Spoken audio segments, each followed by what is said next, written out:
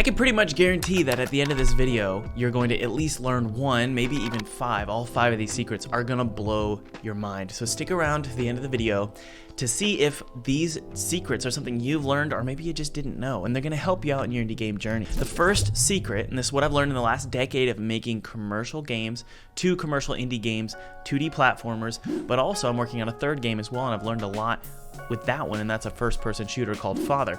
The first secret is if you're failing, you're doing something right. Failure is your best friend. It seems counterintuitive, but the people who are releasing indie games full-time have released a ton of crap games. They've done it over and over and over again. This means they got bad reviews on maybe itch.io or Steam or even Nintendo Switch. Maybe they got bad reviews from major press outlets. It's embarrassing, it's not fun, but one, it builds a thicker skin for you so that you can actually not be so afraid to release your next game, but it also means that you're gonna learn from the critique that you've got. See, I got a bad review on GameStop, and they gave a 5 out of 10 to my first commercial release, Pinstripe, and I was kind of frustrated with the review. I remember reading it and thinking all the things that were in the review were wrong, but looking back, a lot of what was written in the review was correct, and I've learned a lot since. So don't avoid failure. In fact, I would embrace pursuing failure.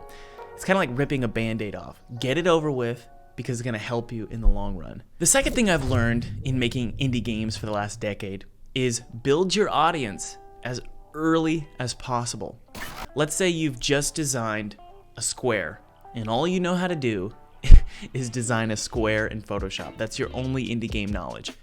You should post that on Instagram, you should post that on TikTok, you should post that on Twitter, and you should just tell people, hey, I'm beginning my indie game journey, and you should start targeting 2 different audiences. The first audience you should target is game developers. It's totally fine to target game developers. What does that mean? It means your hashtags should be indie game development focused, and actually you can go to besthashtags.com and find those, but you should also be targeting the actual audience that's gonna buy your game. Game developers aren't necessarily gonna buy your game, they might, but the majority of your audience that you should be targeting is gamers, specifically gamers who love indie games. So you should be targeting on every social media platform that audience. Now, when you're building an audience on social media, you should try and secure 1, followers. So build up your following to maybe a couple thousand followers on Twitter, Instagram, maybe YouTube, maybe do some devlogs, TikTok, all the social media platforms, right?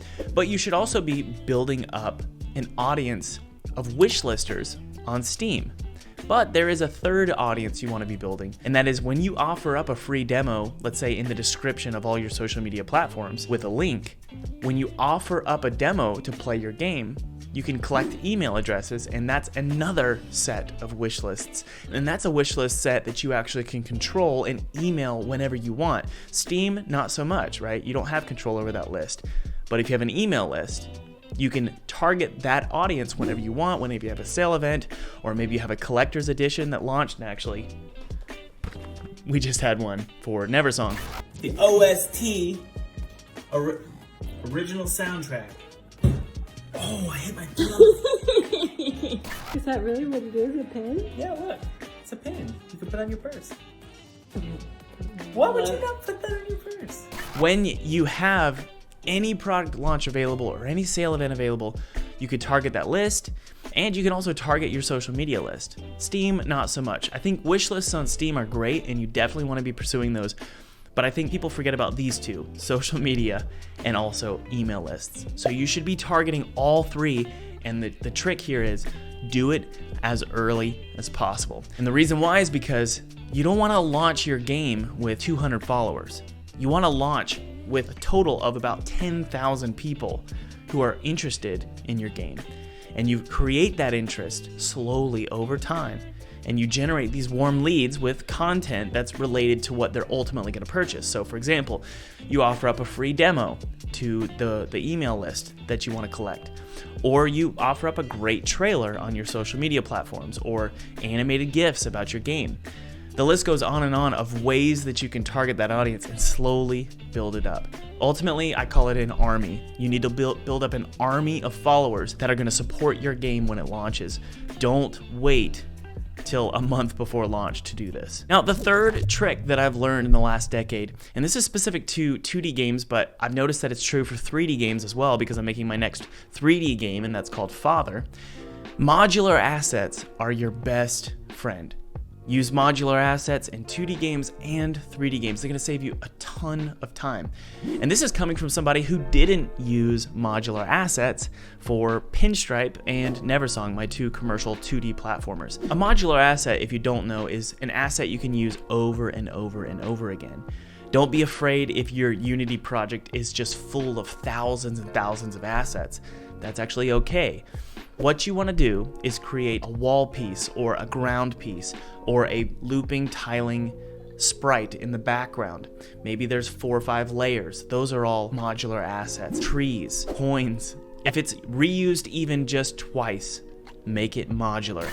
I made everything hand-drawn in Pinstripe, and that game took 5 years to make because I didn't really understand what modular assets were. I treated everything like it was a storybook or like a graphic novel. So I drew everything from scratch. Now, this is cool, and it's definitely a pure, innocent way to be a developer. But the problem is it took 5 years. That was a huge risk, and I don't want you guys to take that risk. Making indie games is risky. I've talked about this before. It's a risky endeavor. And so I want you to be making it as less risky as possible, and using modular assets or buying some on the asset store is totally fine. And this is true of 2D games and also 3D games. The fourth secret I've learned, and this is one of my favorites, is people don't care about your game as much as you think they do. It's called the spotlight effect. You can Google it. The spotlight effect is this psychological sort of selfishness we all have. We think that everybody is looking at us and everybody cares about every little mistake we make. I get a lot of questions when I'm doing live streams in the chat. People asking me questions about what if people see me using an asset, or what if people see me using a story that's similar to another game. The list goes on and on of people worried about what people think. The truth is nobody cares. They just want to play your game. Don't worry, don't stress so much about everybody caring about you, because they don't. And they're not looking at you personally necessarily unless you put your name, fat and in big bold letters on your game. And I've done this, like Thomas Brush's Pinstripe. Unless you're doing that, your game is your game, right? And people aren't really associating you with your game. And they're not even looking at your game with as much of a critical eye as you are. So what I've learned is, well, first, don't worry so much and just start launching games. Don't feel so stressed about everybody critiquing you. And even if you do get critiqued, it's no big deal. And that goes to our first point. It's failure and it's good. The second reason why it's good for you to realize that not everybody's looking at you is you can look at your game a little bit more objectively. I recommend that you actually try and look at your game as if you were a player. Just play your game as if you had an hour to spare, but you're worried about your bills, you're worried about your relationships, you're tired, you feel kind of sick maybe. These are players. They're just normal people living in their normal life. They're playing your game at a small point in their day. So they're not hyper-focused on your game and critiquing it. You are, and you shouldn't be, but they are not. So try and get into the head of your players, and you'll realize it doesn't have to be stressful, and it doesn't have to be something you worry about all the time. The spotlight is not on you. So just relax, have fun, and fail big. It's totally okay to fail big, and that goes back to our first point. This fifth point is maybe a little bit controversial, and I want to hear what your thoughts are in the comments. Marketing is king. Marketing is king. And this channel, I specifically focus on how to make money as an indie game developer, and that's what I teach my students over at Full-Time Game Dev, but that's what I teach here as well. We talk about how to make money and how to be an entrepreneur, but also be an artist at the same time. It's a balance. Well, what I've learned is you can focus on marketing actually first before you even begin your game. If you're worried about making money and you want to do it full time, marketing should actually dictate the game and not the game the marketing. So what I like to do is think about what makes this game pop.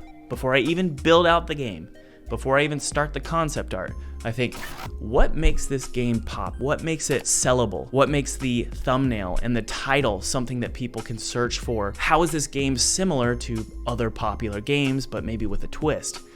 You should be thinking about all these, I don't want to say clickbait, but it's kind of like that. Offering up a title and a genre and a headline and a tagline and the screenshots. What about all of that is going to make your game clickable? you should really be thinking about that now. And again, this is solely related, not necessarily to being an artist, but it's specifically related to how to make money. And believe it or not, here's what's special about what I'm saying. Just because you're thinking about the marketing first doesn't necessarily mean that you're not gonna be an artist when you've got your concept ready to go and you actually start making your game. Because you're gonna think about marketing anyway, so why not do it first and just think about how you can market your game? Because I have a lot of students on my program who talk to me about, well, I have this game idea, but it's really hard to sell. And I'm thinking, well, you should have figured out how to make it sellable first before you went all in and started making your game. Again, making indie games is risky. I don't want you guys spending too much time on something that isn't gonna sell. Obviously, if you want to be a purist and you want to be, a pure artist, an innocent artist, then go for it. I've done that too. But if you want to make money, think about the marketing efforts first. Doesn't mean you plan it all out. You just think, how is this game marketable? And is it marketable? Who's my target audience? What's the genre? What games is it similar to? Does this thumbnail catch people's attention? That's the ideas you should be thinking about before you actually start making your game. Alright guys, thanks for watching this video. Be sure to leave a like, comment, subscribe for more videos like this.